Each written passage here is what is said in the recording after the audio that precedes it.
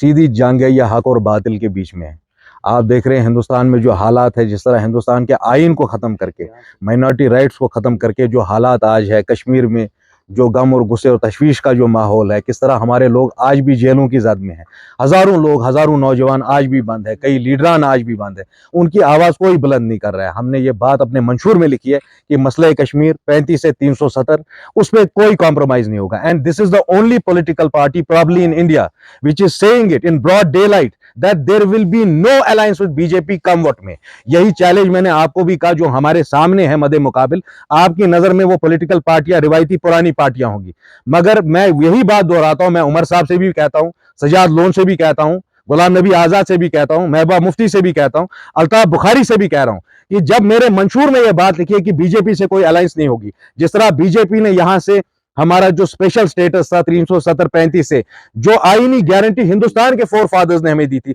उसको मनसूख किया, हमारे लोगों को जेलों की जद किया, उन ताकतों के खिलाफ लड़ने के बजाय वो आपस में लड़ रहे हैं। आज मैं उन तमाम लोगों को यह दावत फिक्र देता हूं कि जो आज वो कर रहे हैं वो कौम के लिए it can prove catastrophic for our coming generation. आप देख रहे हैं बीजेपी के जो मंसूबे हैं कश्मीर के लिए, बीजेपी के जो माइनॉरिटीज के लिए मंसूबे हैं, वो ठीक नहीं है। हिंदुस्तान का आईन इसकी इजाजत नहीं देता है। जितनी देर तक अल्लाह ताला ने हमें सकत दी है, हम इस सोच के खिलाफ लड़ेंगे, अपने लोगों के हक के लिए लड़ेंगे, अपने तशक्कुस के लिए लड़ेंगे, आने वाले जो हमारी नस्लें हैं उनके फ्यूचर के लिए लड़ेंगे। इंशाल्लाह पूरे दिल से उनका सपोर्ट है। हर गली, हर कूचे से, हर गांव से, हर मोहल्ले से तमाम बुजुर्गों के हमारे को जो है उनके साथ हमारी बातचीत चल रही है। उनके फोन आए, receive more than 1000 phone calls since the time only yesterday we have announced our campaign. और इंशाल्लाह आप लोगों को खुद देखेंगे जब श्रीनगर के हर मोहल्ले में हम जाएंगे और इस सफर बेदारी को शुरू करेंगे। हम कौम में वो एहसास बेदारी जगाएंगे कि आओ बिला लिहाज कौम व मिलत,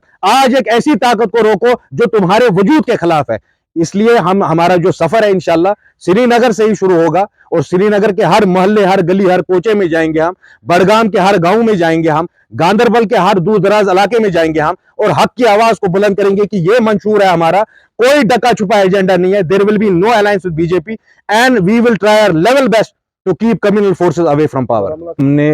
out of 543, 542 seats we are supporting India alliance.